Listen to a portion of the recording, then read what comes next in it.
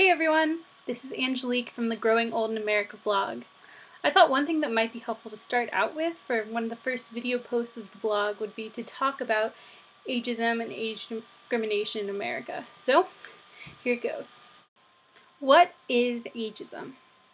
The term ageism was coined by gerontologist Robert Neal Butler in 1971 to refer to discrimination and stereotyping against individuals and groups of people on the basis of age. And according to sociologist Toni Calasanti, ageism is a unique form of discrimination, and it's unique insofar as it's a form of discrimination that everyone, as long as they live long enough, will face during their lifetime. So, why isn't this a sort of discrimination that's normally addressed? Well, many people think because it's a thing that is faced by everyone, it's not a true form of discrimination, and unfortunately that is something that takes away from the issues at hand. Also, due to the so-called invisibility of the elderly, due to the fact that many people who are especially elderly people, are sometimes secluded from society because they can't drive or they're in a nursing home. Because of that, oftentimes they don't have as much of an active presence that is acknowledged by everyone in society, so their concerns can often go unaddressed. Ageism didn't crop up overnight. However, it also hasn't always taken the shape it does now. At the end of the Industrial Revolution, the roles of the elderly in society changed dramatically. Before the Industrial Revolution, work was located within the home, and many generations worked and lived together. The elderly were given a role inside of those homes. However, during the advent of the Industrial Revolution, work happened outside of the home, and often the work of the elderly was devalued. With work now happening outside of the home after the Industrial Revolution, most children, would move, and no longer would families live together generation after generation. So this meant then that if elderly people could not work, and they didn't come from a lot of money, and didn't have children that were specifically working to take care of their family actively, their elder family, that they would end up in poverty-stricken, and many times that would mean they were in the poorhouse. And actually, the creation of nursing homes was because many elderly people were ending up in the hospital. Because at this time, not until recently, was medicine really that effective.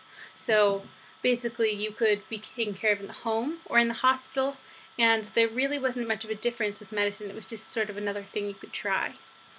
And so not many people went to the hospital. Most people at that time got treated in their home, and therefore there were a lot of elderly people who were poor in the hospital, and the creation of nursing homes was specifically to get more elderly people out of the hospital to free up beds. Anyway, I'm getting away from my topic of ageism and going into residential home history, which I'll talk about in another video.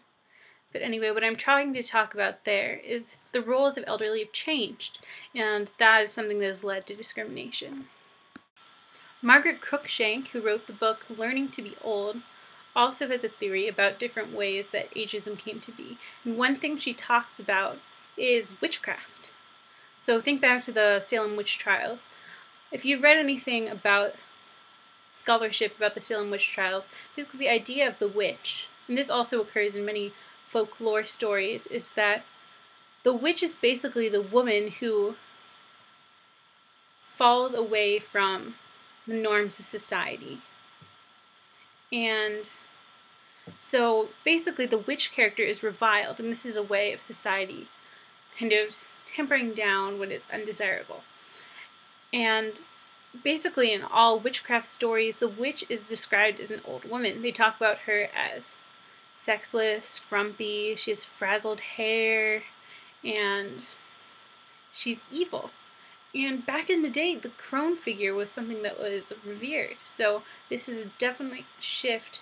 So there is sexism inherent in that form of ageism. And obviously, and I'll talk about it later, ageism is different, of course, depending on other factors. So ageism might be a type of discrimination. That's the only type of discrimination that a white middle-class male may face. However, then, it is also faced by everyone else who goes to that age, but it's felt different ways. So you'll find ageism is faced differently by a white cis male than a black trans woman or anyone else. The witch basically exemplifies, in those stereotypes, the woman who fails to meet the societal expectations of aging gracefully, which is the cheerful woman. So the witch is not cheerful. She's bitter and mean and evil. Going more into Margaret Cruikshank's discussions of ageism, she discusses that ageism requires dualistic thinking. So there's feminine, masculine, but most prominently, there's the dualism of old versus young. And these are seen as two separate things. Now, this goes into one of the major causes of age discrimination in America, and that is that we live in a society that basically worships the cult of youth. And this is something that really had its advent in the Industrial Revolution, which I keep talking about. And basically what you needed at that time is you were supposed to be a young, strapping worker who was competent. And so competency is a big thing that shows up a lot in ageism. And it really, as hopefully you realize, competency is not tied up in age. Often now, age is basically conflated with degradation of mind and body, with decay and frailty, and I'll talk about frailty more later. One clear example of our cult of youth in this country is the huge multi-million-dollar anti-aging industry. So if you think of the ads, they talk about ways to get rid of your wrinkles. And I forget which author wrote that now, I'll make sure I link it down below, is this author talked about how aging is a stage of life. It's something that's constantly happening, is required for life. And she wrote that anti-aging is basically like being anti-pregnancy. So, whatever you think about that. But one thing that these ads do is it's teaching people and ingraining people that aging is bad. And it's creating a divide between older and younger women, where maybe an older woman would feel threatened by a younger woman, or a younger woman looks at an older woman and thinks about whether or not, oh, she looks young or she looks old. And it becomes a compliment to be young at heart. So if an old person may have an old body, but they're lively or friendly or cheerful, they're seen as young at heart. Where you see there by statements such as that age is something seen as separate from that, because age is something that is associated with degradation. Because of this sort of dualistic thinking and the media, which of course I'm sure you've read things online about how different actresses are seen as too old to play characters that are their own age, where if you have a 45-year-old character, you've got to have the character played by someone younger than 45, because basically we have these unrealistic standards of what women are supposed to look like, and what youthfulness is, and what aging is, and aging is seen as something inherently negative. And of course that's something that's internalized by older women and by all older people in general and throughout the culture. And that sort of internalization that aging is something bad, and also age is something that's sort of gross and funny, it can create a lot of dissociation from people between what they think and feel they should look like and what they do look like, because the idea is you have a young spirit but an old body.